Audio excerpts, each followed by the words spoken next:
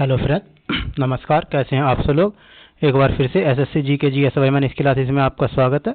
आज करेंगे हम स्टैटिक जीके के मोस्ट इंपोर्टेंट क्वेश्चन जो आने वाली परीक्षा में बहुत महत्वपूर्ण रहेंगे। तो आइए स्टार्ट करते हैं फर्स्ट क्वेश्चन से। फर्स्ट क्वेश्चन है, कौन सी नदी बांग्लादेश में जमुना के नाम से जानी जाती है? ब्रह्मपुत्र नदी। किस नदी को दूसरी गंगा के नाम से जाना जाता है? कावेरी नदी को। पेन्नार की सहायक नदियां कौन सी हैं? पापाधानी व चित्रावती। किसी देश की कृषि का मुख्य आधार क्या होता है? उस देश की मिट्टी। भारत में कितने प्रकार की मिट्टी पाई जाती है? 8 प्रकार की। भारत की सबसे महत्वपूर्ण मिट्टी कौन सी है? जलोढ़ मिट्टी। नवीन जलोढ़ मिट्टी को अन्य किस नाम से जाना जाता है? खादर मिट्टी। किस मिट्टी में पोटाश की मात्रा सबसे अधिक होती है? जलोढ़ मिट्टी में। काली मिट्टी का दूसरा नाम क्या है? रेगुर मिट्टी। काली मिट्टी किस फसल के लिए सबसे अधिक उपयोगी है? कपास के लिए। लाल मिट्टी का लाल रंग किसके कारण होता है? लौह ऑक्साइड के कारण। किस मिट्टी में आयरन व सिलिका सबसे अधिक पाया जाता है? लैटेराइट मिट्टी में। चाय की खेती के लिए सबसे उपयुक्त मिट्टी कौन सी है? लैटेराइट मिट्टी। भारत के समस्त स्थल भाग के कितने प्रतिशत भाग में जलोढ़ मिट्टी है? 24% भाग पर। लावा के प्रवाह से किस मिट्टी का निर्माण होता है? काली मिट्टी का। कौन सी मिट्टी जैव पदार्थों से भरपूर होती है? काली मिट्टी। किस मिट्टी का निर्माण बैसाल्ट चट्टानों के विखंडन से होता है? काली मिट्टी। किस देश में कृषि के लिए सिंचाई की आवश्यकता नहीं होती है? काली मिट्टी में। भारत में लाल मिट्टी का विस्तार सबसे अधिक कहाँ है? आंध्र प्रदेश व तमिलनाडु में। किसी मिट्टी में लोहे और एल्यूमीनियम के कण पाए जाते हैं? लैटेराइट मिट्टी में। धान की खेती के लिए कौन सी मिट्टी उपयुक्त होती है? दोमट मिट्टी। मृदा अपरदन को कैसे रोका जा सकता है? वन रोपण द्वारा। रेगुर मिट्टी सबसे अधिक किस राज्य में पाई जाती है? महाराष्ट्र में। किस प्रकार की मिट्टी में जिप्सम का प्रयोग करके उसे उपजाऊ बनाया जाता है? अम्लीय मिट्टी को। किस प्रकार की मिट्टी में कार्बनिक पदार्थों की अधिकता होती है? काली मिट्टी में। कि भारत के किस राज्य में अंतर्देशीय लवणीय आर्द्र भूमि है? राजस्थान में। लैटेराइट मिट्टी को अन्य किस नाम से जाने जाते हैं? मुखरेला मिट्टी। काली कपासी मिट्टी को किस नाम से जाना जाता है? रेगुर मिट्टी। लैटेराइट मिट्टी सबसे अधिक कहाँ पाई जाती है? मालाबार तटीय प्रदेशों में। ग्रेनाइट और नाइस चट्टानों के द्वारा किस मिट्टी का निर्माण होता है? लाल मिट्टी का। किस प्रकार की मिट्टी में सबसे कम उर्वरक की आवश्यकता होती है? जलोढ़ मिट्टी में। भारत के उत्तरी मैदानों में किस प्रकार की मिट्टी पाई जाती है? जलोढ़ मिट्टी। किस मिट्टी का प्रायद्वीपीय भारत में सर्वाधिक क्षेत्र है? काली मिट्टी का। पुरानी जलोढ़ मिट्टी को अन्य किस नाम से जाना जाता है? बांगर। गंगा में जलोढ़ मिट्टी भूमि की सतह से कितने नीचे तक पाई जाती है? 600 मीटर तक। लैटेराइट मिट्टी के निर्माण में उत्तरदायी कौन है? अपक्षालन एवं केशिका क्रिया। कौन सी मिट्टी सूख जाने पर कठोर एवं गीली होने पर दही की तरह लिपलिपी हो जाती है? लैटेराइट मिट्टी। मिट्टी के अध्ययन को क्या कहा जाता है? मृदा विज्ञान। भारतीय कृषि अनुसंधान परिषद ने मिट्टी को कितने वर्गों में बांटा है? 8 वर्गों में। भारत में वन महोत्सव कब मनाया जाता है? जुलाई के प्रथम सप्ताह में।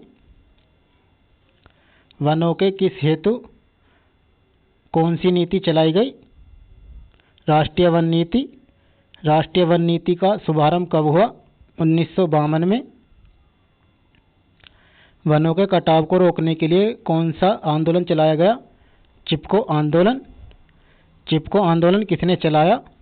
सुंदरलाल बहुगुणा ने। चिपको आंदोलन को किस पुरस्कार से सम्मानित किया गया था?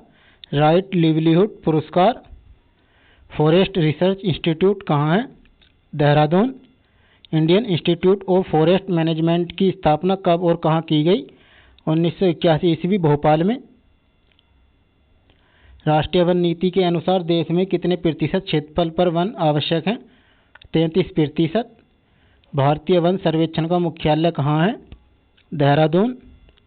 राष्ट्रीय पर्यावरण शोध संस्थान कहाँ है? नागपुर। वन महोत्सव के जनक कौन है? के.एम. मुंशी। भारत में वनों की ताज़ा रिपोर्ट कौन जारी करता है? भारतीय वन सर्वेक्षण विभाग। भारत में फिलहाल कितने प्रतिशत भाग पर वन है? 23.81%। भारत में सबसे अधिक वन किस राज्य में है? मध्य प्रदेश। भारतीय वन सर्वेक्षण विभाग की स्थापना कब की गई? 1981 में। भारत में किस प्रकार के वन सर्वाधिक पाए जाते हैं? उष्णार्ध पतझड़ वन। भारत में चंदन की लकड़ी के वन सबसे अधिक कहाँ पाए जाते हैं? कर्नाटक में। साइलेंट वैली क्यों प्रसिद्ध है? केरल में। फूलों की घाटी कहाँ स्थित है? उत्तराखंड में। कौन सा राज्य शहतूत रेशम उत्पादित करता है? कर्नाटक। भारत में सबसे महत्वपूर्ण व्यावसायिक वन कौन से हैं? उष्ण कटिबंधीय अर्ध सदाबहार वन। भारत में उष्ण कटिबंधीय और शीतोष्ण कटिबंधीय वनों का प्रतिशत कितना है? 93% व 7%। भारत में सबसे प्रमुख वनस्पति कौन सी है? पतझड़ वन। उष्ण कटिबंधीय सदाबहार वन कहाँ पाए जाते हैं? प्रायद्वीपीय पठार पर। भारत वन रिपोर्ट 2011 के अनुसार भारत में विश्व के वनों का कितने प्रतिशत है? 3%। भारत के किस राज्य में सबसे कम वन पाए जाते हैं? हरियाणा में। भारत के पश्चिमी घाट पर किस प्रकार की वनस्पति पाई जाती है? सदाहरित। दलदली एवं ज्वार भाटा वाले क्षेत्रों में पाए जाने वाले वनों को क्या कहा जाता है? Mangrove one. वनों की दृष्टि से भारत के शीर्ष 3 राज्यों का अवरोही क्रम कौन सा है? मध्य प्रदेश, अरुणाचल प्रदेश व छत्तीसगढ़। कौन सा वृक्ष सदाबहार वृक्षों की श्रेणी में नहीं आता है? महोगनी। कितनी ऊंचाई के बाद हिमाचल पर वनस्पति नहीं उगती है? 6000 मीटर की ऊंचाई के बाद। गंगा ब्रह्मपुत्र के डेल्टाई क्षेत्रों में किस वृक्ष की अधिकता के कारण इसे सुंदरवन कहा जाता है? सुंदरी वृक्ष के कारण। भारत में जैव विविधता के ताप स्थल कौन से हैं? पूर्वी हिमालय एवं पश्चिमी घाट।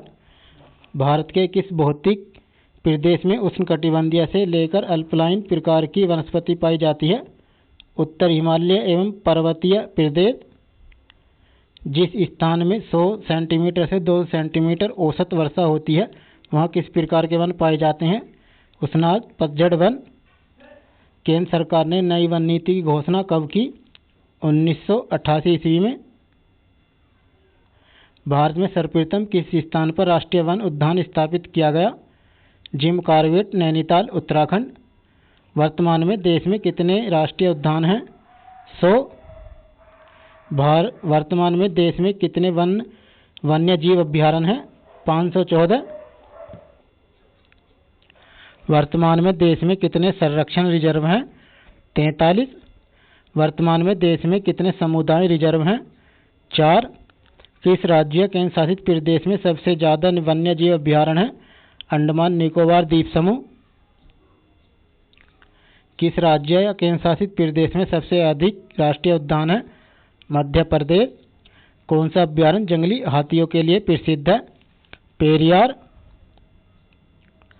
दाचीगांव वन्य जीव अभ्यारण्य भारत के किस राज्य में स्थित है?